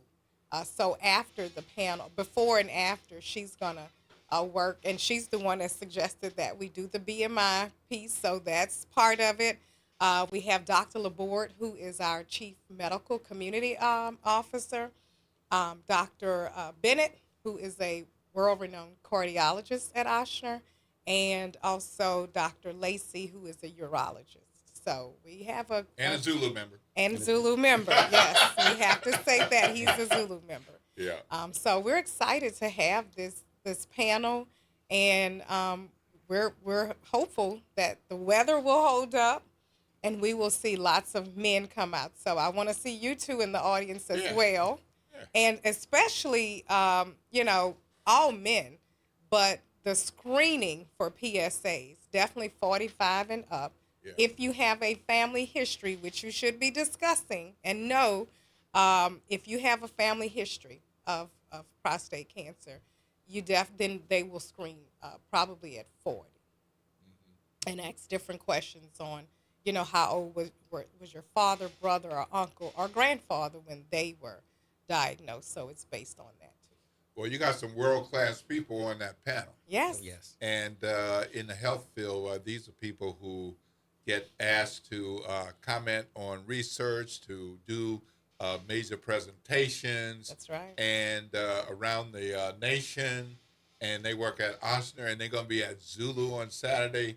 So normally, this is not what you get because you have to be around a lot of world-class, nationally known doctors to get in on those more serious conversations, but they're going to be all together right there. We will be at there. Zulu. Yeah. So, wow, that is great. And Darren, the Bloodmobile will be out. It'll be right in front. Is that going to start before the 10 a.m. or just At during 10 that o'clock. week? Yeah. At 10 o'clock. And people go in at different times. So Uh-huh. it's a rolling. I guess between those 3 hours, people go in and give blood throughout the day. All right. And do you have to sign up for that in advance, or can you No, show you sign up or- there and show up, and they do some initial questions and get you on one of those. I guess They're ready for They're you ready, too. right? They've been emailing all Okay, week. They're good. like, how many people do we have? You can do a pre-registration, or you could just show up and walk into the bus. And this is not like your doctor orders a blood test for you, so you can't eat or drink, and you can just do what you do. It is great to have a meal yeah, before right. giving blood. Oh, yeah. Yeah. Made that mistake before. We'll have emergency on staff. Well, as a regular donor, I'll ask this question. If you don't know the answer, it's fine. Do you know if they'll have time to do doubles? I don't know what a double is. Okay, that's all right. So it's you can spend a few more minutes, and essentially in a common vernacular, you are giving a double dose of your blood. So it's a kind of a separate machine, and it helps many more people in that way. So, and if you do give a double, it counts as two as opposed to one person for your count. So if there were 10 people to give doubles, it's not 10, it's 20. Oh. As they count. That's my first time hearing Well, that. yeah. So I Learn appreciate something every day. that. Right. Yes. Yeah. So as often as possible, I try to do that. It takes a little bit more time, but it's not like it's 2 hours out of your day that you have to lay there, and you already got the needle in you, and it's just flowing, and you can read or drink or check your phone, and it's okay. It's not bad. So anyway, but ask them about that, because We will. I will. a number of people wouldn't know that that's an opportunity, and they might say, you know what, let me go ahead and try that. And I'm here. You know, I'm that kind here of- anyway. That's right. Right? Yeah, absolutely. Wonderful. All right. So this is happening on tomorrow, Saturday, 10 to 1 p.m., 10 a.m. to 1 p.m. Zulu headquarters, 732 North Broad Street. Easy to get to. When you have an event like this, you might not be able to park right in front of the headquarters. How was the Bloodmobile there? So, Darren, what's your suggestion for people who We have a parking lot in the back. We have a parking lot in the next block. And, there's ample street parking on the side. It'll be ample street parking. Okay. All right. And so what would your recommendation be, Dr. Moore, if somebody says, I got 3 hours, I'm going to do the whole thing? How should they spend their time? Oh, well, they're going to have a great time with us. I'll make sure of that. So they will come in. They could actually start getting their screenings ahead of time. We're going to start the panel presentation around 10:30, wrap it up around 11:10, because, we realize attention spans are short. I've also asked the doctors to go just, quicker with that so we could get to the audience questions. Yeah. I think that's where we do the most learning and education. It's pretty amazing. Yes, are the questions from the audience. And so we're looking forward to that. And then we'll do the presentation of the defibrillator and do a quick demonstration on how to save a life. Wonderful. Yes. All right. So that's the 5th annual Men's Health Event, Prostate, Brain, and Heart Health. This is The Connection, moderated by Dr. Tanya Moore at Zulu headquarters. Thank you, Tanya. Thank you. you, Darren, for being here on the Good Morning Show and engaging us in this conversation. We hope that, and let me just say this to the sisters listening. Yes, it is a men's health event. So if you need to be the Uber or the Lyft driver, get your man over there. Get your boy over there. Get the men out of the house over to Zulu so they can check on their health. That's right. That's right. All right. So we're going to go to break, and when we come back, we're going to be talking about Girls Play Trumpet 2 with Troy Sawyer and more. This is WBOK, 12:30 a.m. What New Orleans is talking about all day long.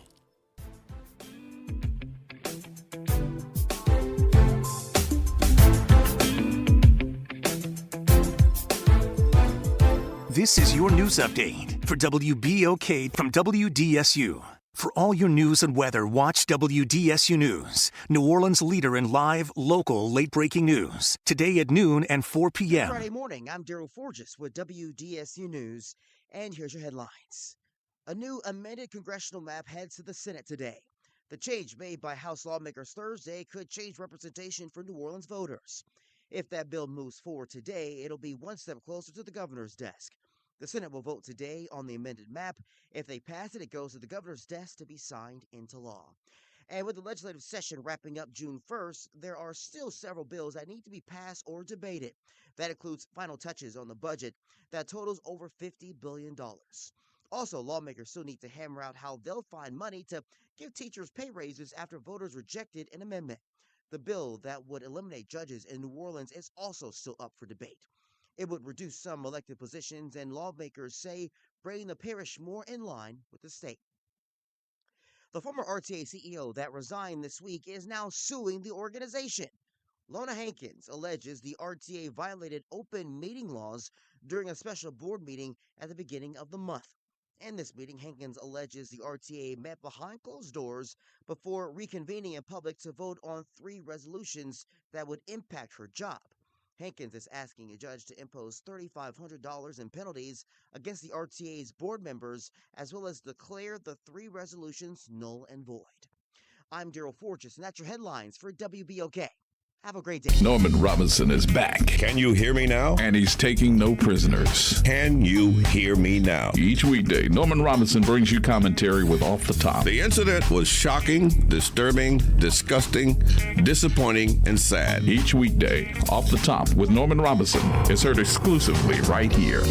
It's Off the Top with Norman Robinson on WBOK 1230 AM. This is Monica Pierre along with Sally Ann Roberts Daybone, co-host of Your Power is On. Tune in Sunday mornings from 7 to 8 a.m. for music that feeds the spirit. Get your Sunday on. Right here on WBOK 1230 AM and WBOK1230.com, the station you listen to all day long. City Park is where to go when you don't know where to go. Turn towards the city center and start walking. Before long, you'll end up where you belong, at the heart of the city, New Orleans City Park. Stroll along the reeded marsh, wander through the sculpture garden, rest and recharge beneath ancient oak trees. This is where your spirit goes to grow. It's in our nature to yearn for nature. NewOrleansCityPark.org, heart of the city. This is The Law in Your Legacy. I'm attorney Pete Hamilton. I'm attorney Ryan Hamilton. If you had $1 million, would you leave it to an 18-year-old?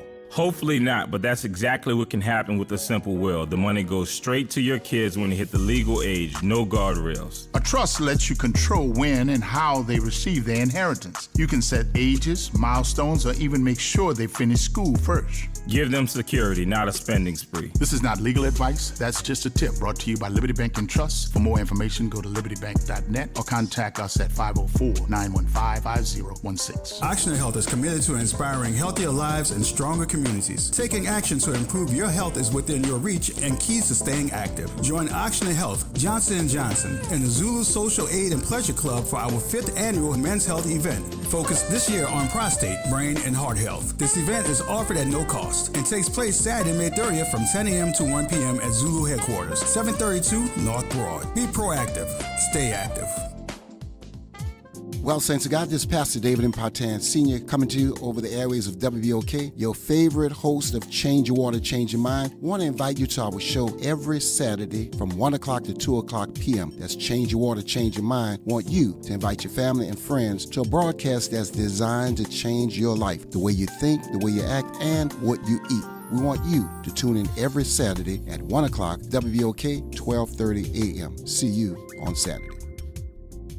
Good morning, wake up. The Good Morning Show. Good morning. On WBOK.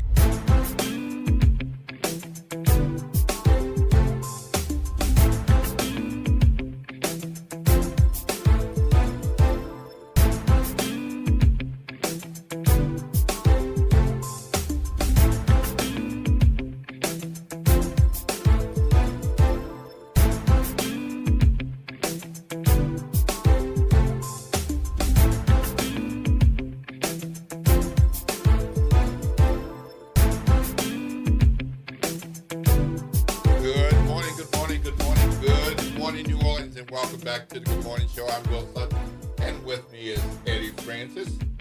Good morning. Say thank you enough, Mr. Eddie. I know you could choose to be elsewhere, and I appreciate that you keep coming back. And you were here yesterday. You came back today. Yeah. Appreciate being back. Well, I appreciate having you here, my brother. It's always good to have a conversation with you, whether it's on the air or on the phone. You got it. All right. Well, we are at 8:36 a.m. Just a reminder, it is a school day. So that means the school zone speed limit of 20 miles per hour is in effect until 9. So please slow down. Make sure our babies and our kiddos get to their JOBs, which is getting to school, getting those classrooms, and getting their education. So that means you need to take care of yourself, make sure you are safe and not one of the crazy drivers. Thank you to the bus drivers for the role you play each and every school day morning. Look, we're jumping in a conversation about Girls Play Trumpets 2. We've got our friend Troy Sawyer, who is no stranger to WBOK Studios. He's been here a number of times. But we also have Ingrid Jensen, special performer for the upcoming program, and young Miss Kennedy, trumpet player on the move, growing up in the trumpet world. So good morning, good morning, good morning. Good morning. Each of you all. How are you? I'm great. I'm waking up too. Yeah, right. I got my tea, got my hot tea right here. You know, we did Channel 4 earlier this morning, so, you know, that's always tough to wake up early in the morning to the news. Yeah, and we're back home at WBOK, and I'm so excited to be here. Right. Well, Troy, it's an incredible thing that you started. I know when you started that you wanted to get it going and keep it going, but look how big it's become. Yes. It's pretty amazing that, it's based in New Orleans, but people all around the world know about Girls Play Trumpet too. You're right, because the vision came to me in 2022, but it represents my story, and Ingrid Jensen is a part of my story. So, you know, I would say a while ago, growing up in the city, I didn't see any professional female trumpet players that were playing on that level. Yeah. And I don't know how I heard about Ingrid Jensen, but somehow I wound up at Dillard University. And I think because I heard that she was coming to New Orleans to perform and had never seen a woman perform that had their own band playing music and playing jazz music at Dillard University. She came all the way from Canada. I said, I got to go check her out. So they had a few, I think they had like about 20, 30 people there. And she blew me away. So she's the one that knocked down the walls of gender bias within me. And I always say, I didn't know I had gender bias. I just hadn't seen. This is even with the young ladies of Girls Play Trumpets too. When they see women playing the trumpet, it really inspires them. That's why I say representation does matter. And so when they see Ingrid Jensen or when they see Lady Satch and some of the other women that play professionally, they know that they can take it to the next level too, because they see it in their face and they hear it. And so I started the program in 2022 with 8 girls. We have 4 of those founding members. They're still rocking with us today. And then we have impacted over 200 young ladies within, going into our 4th year. And now it's more of a global impact. I didn't know that it was a global movement. It turned into a global movement. I didn't know it was the fact that there had so many women and girls all over the world that had been discouraged from playing a brass instrument like the trumpet. And so they had women that played the trumpet and put the trumpet down, or they had women that still play, but I call them hidden figures in the world, because it's so many women that we're learning about that have played the trumpet a long time ago, you know, before I was born, that I didn't even know about, like Cynthia Robinson that played with Sly and the Family Stone. A lot of people think that was a man playing those horn parts. You know, you know, our inspirational model for Girls Play Trumpets too is Valeda Snow. How I learned about Valeda Snow was when I was doing an after-school program. My best trumpet player was a girl. And so during Black History Month, she did a research paper on Valeda Snow. And she asked me, she's like, I did my research paper on Valeda Snow for Black History Month. And she said, you know who Valeda Snow is? I'm like, no, I don't know. She was like, what? What's wrong with you? You don't know who Valeda Snow is? And this is before I started Girls Play Trumpets too. So when I decided to start Girls Play Trumpets too, I said, you know what? It makes sense to have her as our inspirational model. Well, she grew up around the time with Louis Armstrong, and Louis Armstrong called her Baby Louie. You know, W.C. Handy, the father of the blues, called her the queen of the trumpet. And, you know, her story is so compelling. And eventually we're going to do a documentary about her life that represents the past. It represents her paving the way for people like Kennedy, Ingrid Jensen, myself, and represent the present and the future. Girls Play Trumpets too. So our spring concert is coming up tomorrow. Yeah. And 3 o'clock, Ingrid right? Jensen is our special guest, which is going to be a full circle moment. Y'all don't want to miss this. Yeah. So Ingrid, how did you become aware of Girls Play Trumpet too, and how does that connect with your own history as a woman playing a brass instrument and specifically trumpet? Troy reached out to me. We made connections probably through Instagram or one of those things. Right. I think it was through Instagram. But my whole thing of the way I came up with the instrument was I was just thinking of that Louis Armstrong song. I come from a musical family. My mama plays bass, but my mom played the piano. Yeah.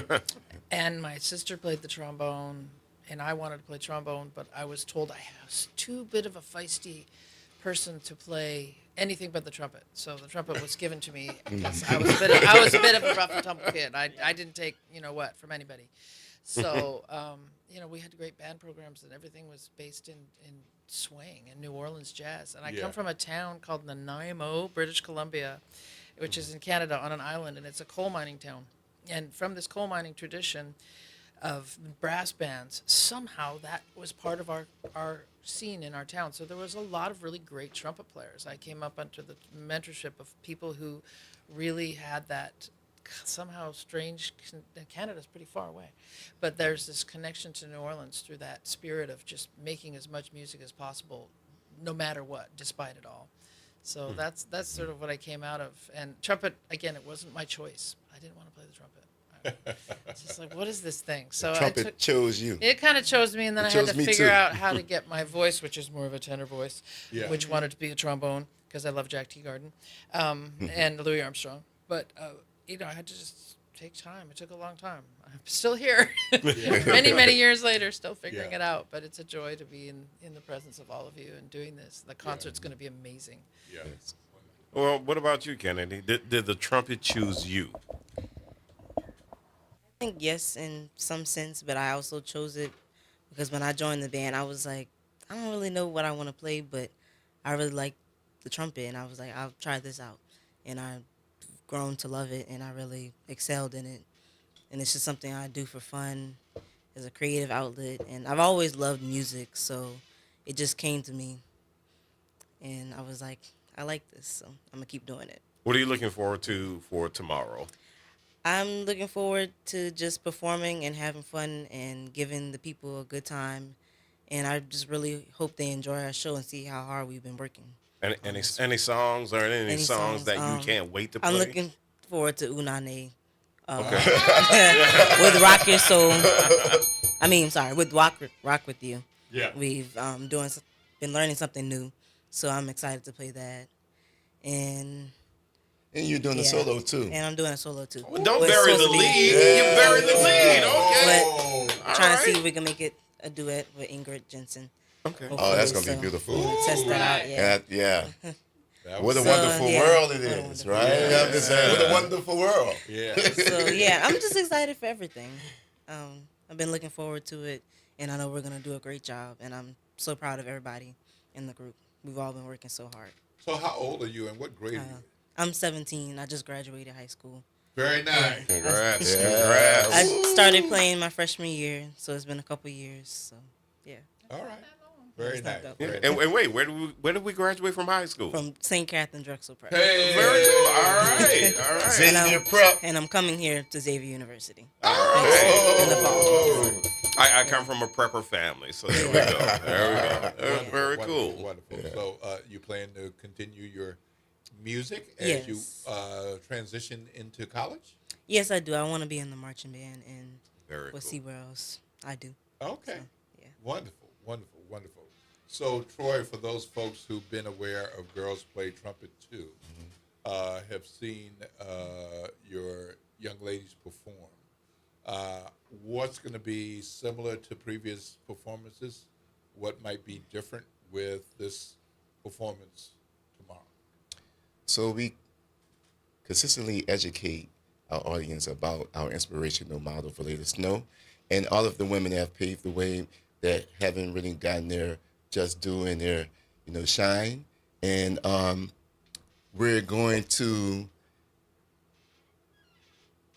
bring some more energy to our set, because in the beginning we had 8 girls. They were all beginners. We was trying to teach them how to actually create a sound, and so every year they have gotten better, and we have 17 young ladies that are really invested to playing that trumpet and getting better. So we have 3 levels now. We have the purple ladies, they're advanced, and we have the blue ladies, they're intermediate, and then we have the green ladies, they are beginners. Before, we just had all beginners. So every time y'all come to the show, you're going to see and experience improvement, and then you're going to feel the confidence that these young ladies have, that the trumpet will give you, because the trumpet is a lead instrument. And so we're going to add more songs to the repertoire. We have more harmony happening too, 3-part harmony. And Ingrid Jensen is going to be doing her thing too with the young ladies, and she's excited to jam out with them. And we're going to rock y'all souls. Y'all come out. I guarantee you're going to have a good time, and you're going to experience history that's happening. And you're going to leave this show feeling transformed, feeling motivated, and feeling inspired, because girls play trumpets too. So I realize that Ingrid is here for your spring concert, but this is another in a number of visits to New Orleans, and there are not that many women who lead a band playing trumpet. Right. So I want to make sure that people understand kind of the who we're talking about having as a featured performer here. Right. This is not something you see all the time. Right. And with Ingrid and her band, that's an entire show alone. Just give us a little background about your band and what you all do and influence of New Orleans. I have a number of different projects I do, but I just did my first record as a leader in a long time, which people can find online. Just search my name. It's called Landings. It's all about, it's related subtly politically, but not really. It's just truths, truths about sound and humanity and music and the love I have for all of that. And then I play with another group which is called Artemis, which is very timely because Artemis just went to the moon and came back. But this group is also really powerful. 5 leaders who happen to be women. We all get together and we play. We just tour a lot, and we have a couple of with 3 albums out on the Blue Note label. And I'm just busy doing a million things in New York. Been in New York for 30 years. So if anybody's there, come out and see some amazing high-level music. Yeah. And I just hope to be back here again, too. Wonderful, wonderful. All right. So, Troy, this is tomorrow at 3 p.m. at the Marcellus Center, correct? Correct. Okay. So if people want to find out more about what's happening tomorrow, can they get tickets in advance? Do they just show up? How should they dress? I mean, do they need to be suited up and booted up? Or, come as you are. Wear your dancing shoes. Come as you are. You can go to Girls Play Trumpets 2TOO.org to purchase your tickets. The tickets are going fast. And you can come to the Ellis Marcellus Center. You can actually purchase your ticket at the door if we have some left. So I suggest that everyone get their tickets in advance so you know you have your seat. And we're so appreciative of all of the partnerships and to the people that support Girls Play Trumpets too, like WBOK, having us on to get the word out. We appreciate it because we know we have to support each other to keep the culture going and passing down. My teachers that taught us, the whole generation, Trombone Shorty, John Baptiste, everybody, Big Sam, all of us, we went to this camp called the Satchmo Jazz Camp. Oh, yeah. And I remember my mom, she told me, you're going to go to this camp the first year. And I wanted to go to Disney World, But I'm so glad she forced me to go. And after that first day, I'm like, oh, yeah, I want to go back. And I remember Cecil Taylor, this avant-garde pianist, Edward K. Jordan, brought him in.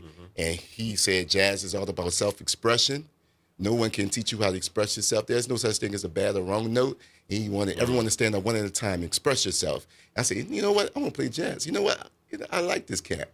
And so that's what kept me going. And I feel like Girls Play Trumpets, too, is really inspired the young ladies that are part of this program because it's a sisterhood happening at the same time. And then a lot of the parents is single mothers and parents that are holding it down. And so especially for men, me, Damon Kennedy's over there, my manager / development director for Girls Play Trumpets, too. We provide that support system from being a man, especially a black man in New Orleans in America, to support, these young ladies and show them, hey, we all can work together. Yep. And that's why I told Sonny from Son of a Saint, I said, you got the boys, we got the girls. Let's bridge the gap. Let's bring them together. Yeah. And so we actually have a partnership now with Son of a Saint. They perform for their sneaker ball. So that was our first partnership. Cool. Yes, That is really because cool. he has the mentorship program, and we have a mentorship program also. So we have so many people from every walk of life, any profession to come in to talk to the young ladies and inspire them and create that mentorship. And Kennedy, she represents that mentorship portion too of Girls Play Trumpets too, because she's the big sister, and those little sisters look up to her, and she provides that leadership role. And I'm so glad that she came to Girls Play Trumpets too, because she has a lot of power with her sound, playing the marching band. And when they come to Girls Play Trumpets too, about musicality, dynamics, teaching you, music theory also, you're trained, but tapping into who you are and finding your voice. And so she's finding her voice, and she has learned how to control that power to use it in ways that will be, that will move people. And, so she has come a long way. And, you never stop progressing, you never stop improving. And I always say that there's no struggle, there's no progress. And Valeda Snow has a song called Patience and Fortitude. So we will be performing one of her songs by one of our talented young ladies. She's 8 years Amazing. old. Mm-hmm. She's like the Michael Jackson, the girl Michael Jackson. The girl Michael Jackson from the Jackson 5 of New Orleans. Yes. So y'all don't want to miss her. She's going to sing. She's going to play the trumpet. And we have so many people and so many young ladies that are going to be doing their thing and rocking people's souls. So we're going to have an amazing show. Y'all don't want to miss this one. Yeah, we have don't miss it. Do not miss it. We have a listener on Facebook, Carletta Graves, who said, I had the privilege of attending their performance before. I look forward to attending. So there we go. Carletta from Facebook. Right. Thank you. All right. Spread the good news. Wonderful.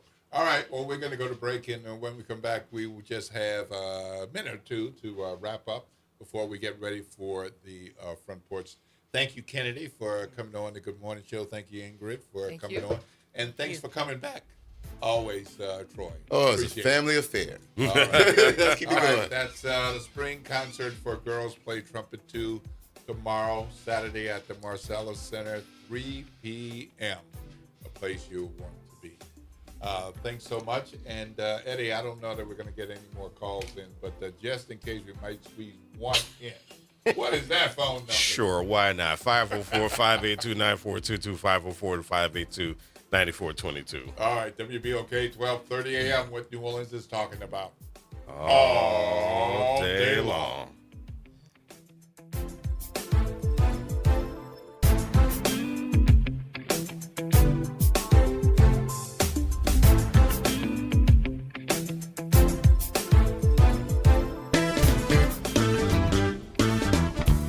I'm Leo Jackson, host of Sunday Gospel here every Sunday morning, 5 a.m. to 7 p.m. and 12 o'clock till 2 p.m. You don't want to miss this move of God. It happens only on WBOK. You listen to all day long. Step back in time and experience the moments that shaped our world at the National World War II Museum, located in the heart of the Warehouse District in New Orleans. This world-renowned museum brings history to life, telling America's story in the war that changed everything, why it was fought, how it was won, and what it means today. From immersive exhibits to powerful personal stories, this is more than a museum. It's an experience. Plan your visit today at nationalww2museum.org. World War II Museum, where history lives. This is Andronica Morris, host of Put Housing First. Join us every Tuesday at 12 o'clock, where we will discuss how housing affects every aspect of our lives and what's necessary, what's needed to guarantee housing for all. Join us every Tuesday at 12 o'clock as we dig down deep onto the issues that affect all of us. A careless driver can change your life in an instant. Do you know what to do or who to call?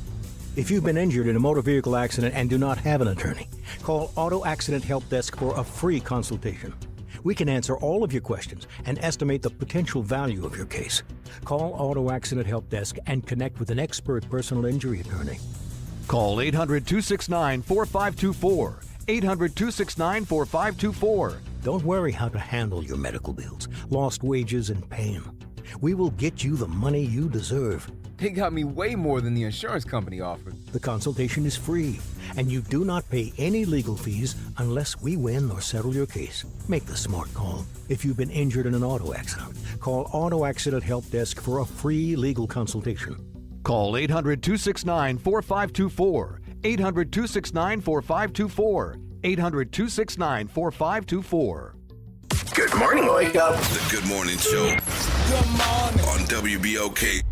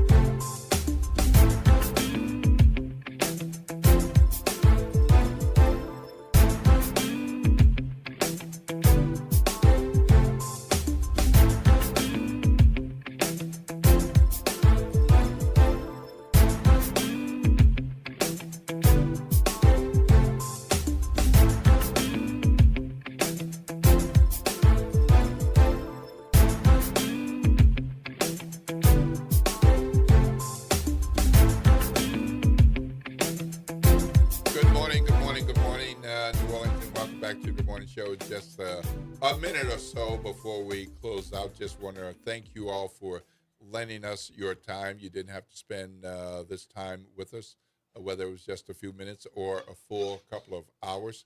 I'm Will Sutton, and with me is Eddie Francis. What a great show today. Yeah. Pretty remarkable. Girls play trumpet 2, spring concert tomorrow at 3 p.m. Of course, we got Sail 250 through the weekend and on into Monday, June 1st. And then the fireworks show on Saturday night at 9. All of the Sail 250 events are free. But, of course, if you want a good seat or a good spot, then you might want to plan accordingly. So, and then, of course, we got the Louisiana Senate hearing the latest 5-1 map, which eliminates one of our 2 majority black districts. That's coming up at 10. And we heard from our friend Cree Matlock at Power Coalition to suggest not showing up this time, but to call your senators because they will be voting on that this morning. So they're plowing ahead with reducing the, diluting the black voting power. But it's going through pretty swiftly, but that doesn't mean they shouldn't hear from us. Yep. So very, very quickly, just a reminder, though, before Girls Play Trumpets 2 tomorrow, is at the Ellis Marsalis Center, which is at 1901 Bartholomew. Yes. So just want to make sure people know where they're going.